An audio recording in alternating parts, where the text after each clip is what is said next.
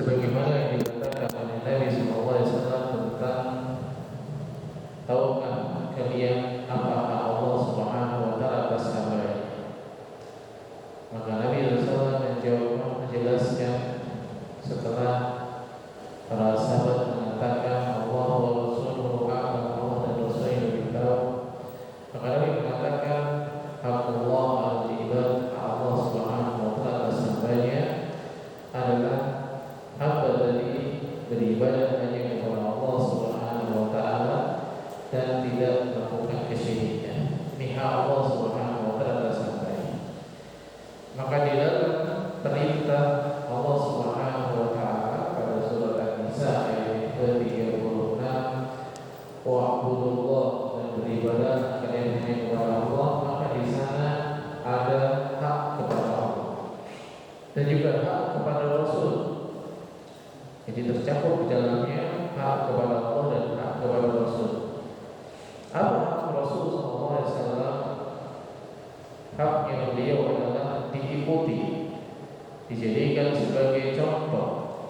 Karena seseorang tidak diterima ibadahnya oleh Allah Subhanahu wa taala kecuali terpenuhi dua hal, yaitu memperuntukkan ibadah hanya kepada Allah dan itu Allah, kemudian beribadah sesuai dengan petunjuk tuntunan dari Nabi sallallahu alaihi wasallam, dan itu adalah hak dari Nabi sallallahu alaihi wasallam. Nah, Allah Subhanahu wa taala tidak menjadikan di sana ada hak yang lebih utama setelah hak kepada Allah dan hak kepada Rasul, melebihi hak kepada kedua orang tua. Maka Allah mengatakan wa'budullaha wa la tusyriku bihi syai'an wa bil walidayni ihsana, dan berbuat baik kepada orang tua. Jadi birrul ini adalah hak yang harus dilakukan oleh seseorang, berbakti kepada orang tua.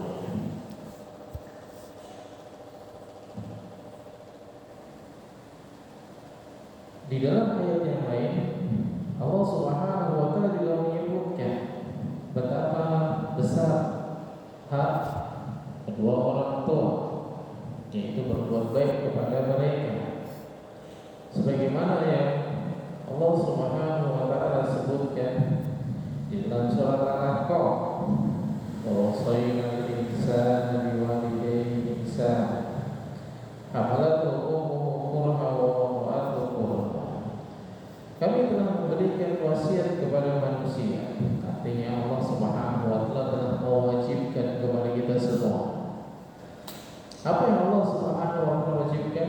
Biwalidayhi ihsana, berbuat baik kepada kedua orang tuanya, terlebih lagi kepada ibunya. Kenapa? Di sini Allah Subhanahu wa taala menyebutkan secara khusus hamalathu ummuhu kurha wa wada'athu kurha. Ibunya itu telah mengandung dia dalam keadaan yang berat, dan ketika melahirkan pun juga dalam melahirkan dalam keadaan yang berat juga. Ada faedah di sini dikhususkan, disebutkan secara khusus penyebutan seorang ibu. Memang tidak dipungkiri bahwasanya pengorbanan seorang ibu itu besar, tapi seorang ayah pun juga memiliki pengorbanan yang besar terhadap anaknya. Dan disebutkan seorang ibu di sini karena beda antara ayah dan ibu. Bapak dan ibu itu memiliki perbedaan. Bapak ini memiliki kekuatan sehingga anak-anak itu takut kepadanya. Sedangkan ibu ini memiliki kelembutan sehingga kadang anak-anak itu tidak nurut kepada ibunya. Kita ketika berbicara tentang dua rasa, yang dimiliki oleh seseorang, yaitu rasa takut dan rasa harap. Maka dengan rasa takut, seseorang itu akan berhenti diri melakukan sesuatu. Dan rasa harap terkadang membuat seseorang itu dengan santainya melakukan hal-hal yang tidak disukai sekalipun. Ini misalnya rasa harap. Nah, seorang anak memiliki dua rasa tersebut, rasa takut dan juga rasa harap. Rasa takut kepada bapaknya membuat dia berhati-hati, nggak berani melakukan A, nggak berani melakukan B. Kemudian rasa harap dia kepada ibunya itu membuat dia bebas melakukan apapun, sampai melakukan kesalahan sekalipun. Makanya dari sini dapat kita lihat anak itu kadang kalau ibunya yang bicara dia nggak nurut. Kalau ibunya yang bicara dia tidak nurut. Kenapa? Karena dia memiliki rasa harap yang besar kepada ibu. Sesaat apapun ibunya akan tetap menerima dan membersamai dirinya. Sehingga banyak anak-anak yang tidak nurut atau berbuat baik kepada ibunya. Ibunya marah, ibu nggak peduli, nggak takut dia sama ibunya, karena dia merasakan kasih sayang ibunya itu amat sangat besar kepada dia. Dibilang kalau sama bapaknya jangan main keluar, nggak berani dia keluar. Tapi kalau ibunya bilang jangan main keluar, dia tetap main keluar. Karena dia rasakan dia kalau sama bapaknya takut, tapi kalau sama ibunya dia enggak takut. Tahu walaupun dia main keluar, ibunya tidak akan melakukan apapun kepada dia, karena ibunya sayang kepadanya. Nah, di sini kita mengambil pelajaran kenapa Allah Subhanahu wa taala menyebut nama ibu. Kenapa Allah Subhanahu wa taala menyebut nama ibu? Wasaina al-insana biwalidayhi ihsana. Allah Subhanahu wa taala telah memberikan perintah kepada kita wajib berbuat baik kepada walidayhi, kedua orang tua. Kemudian disebutkan secara khusus amalan umum kurha wa wada'at kurha, ibunya disebutkan. Di sana ada penekanan bahwasanya kita juga hendaknya berbuat baik kepada ibu, perhatian kepada seorang ibu, taat juga kepada seorang ibu, bukan hanya kepada bapak. Ibu itu lemah, maka hendaknya kita lebih perhatian terhadap mereka. Dan di dalam ayat yang lain Allah Subhanahu wa taala menyebutkan wasaina al-insana biwalidayhi hamalatu ummuhu wahnan 'ala wahnin. Lagi-lagi disebutkan tentang seorang ibu. Ini surat Luqman ayat yang ke-14. Bukan membedakan hak antara bapak dan ibu, tapi ada penekanan untuk lebih memperhatikan birrul walidain pada sisi seorang ibu. Karena memang realitanya seperti itu. Realitanya banyak seseorang itu lebih mudah membantah perkataan ibunya daripada perkataan bapaknya. Dan Nabi SAW ketika ada seorang bertanya kepada beliau, ya Rasulullah, wahai Rasulullah, man ahaqqun nasi bi husni sahabati, siapa orang yang paling berhak untuk mendapatkan perlakuan baikmu? Nabi menyebutkan ibu dan menekankan dengan pengulangan ibu, dan ibu. Baru kemudian bapak. Karena bapak itu gak disebut pun anak-anak itu berbuat baik kepadanya, karena ada rasa takut kepada bapaknya. Maka birrul walidain itu tidak membedakan berbuat baik kepada ibu atau kepada bapak, hanya mau berbuat baik kepada ibunya saja atau berbuat baik kepada bapaknya saja, bukan seperti itu. Nah, kepada kedua orang tua. Dan di antara bentuk berbakti yang paling bisa kita lakukan adalah mendoakan kebaikan untuk mereka berdua. Ini bentuk berbakti yang paling bisa kita lakukan adalah mendoakan kebaikan kepada mereka berdua. Kenapa? Karena semua amal kita, semua perbuatan kita, kalau untuk membalas kebaikan mereka, maka apapun keadaan mereka, apapun sikap mereka kepada kita, maka tidak akan pernah bisa membalas kebaikan mereka. Meskipun terkadang kita merasa orang tuanya itu tidak baik sama anaknya, meskipun merasa orang tuanya itu menyia-nyiakan anaknya, tetap tidak bisa membalas kebaikan yang Allah Subhanahu wa taala berikan melalui kedua orang tua tadi. Maka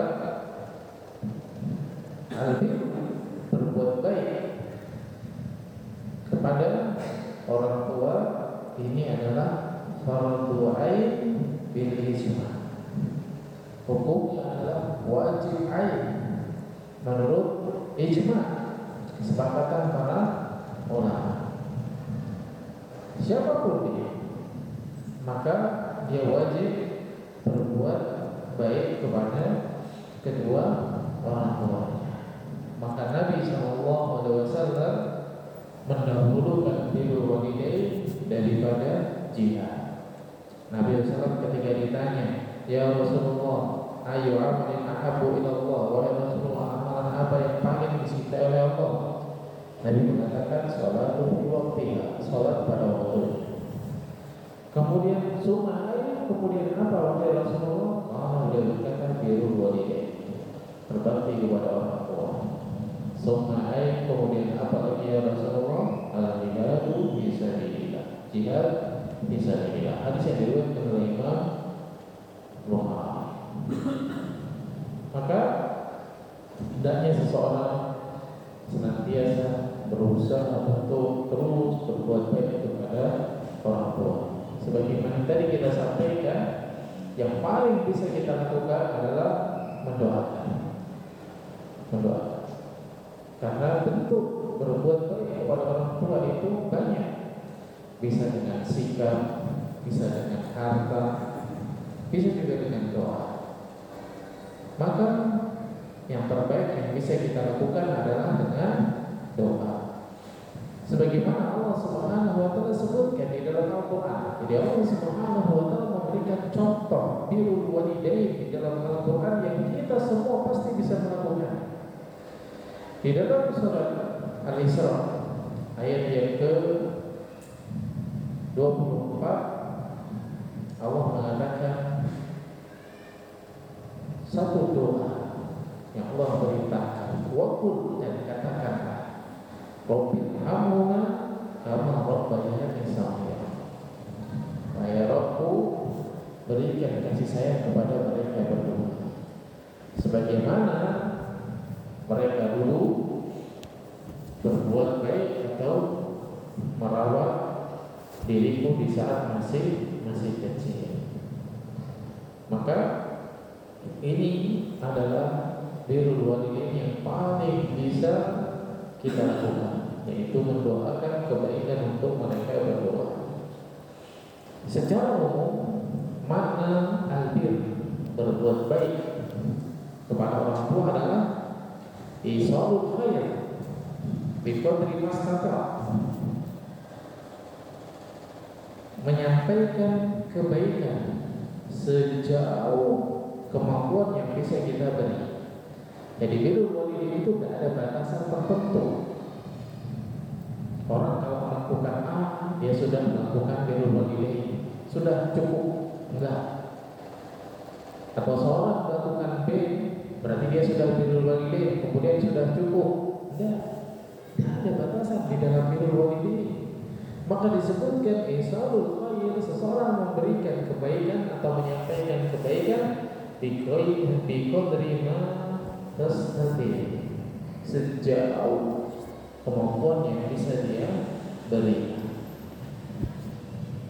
Dan juga kafusya, menahan dari menyakiti.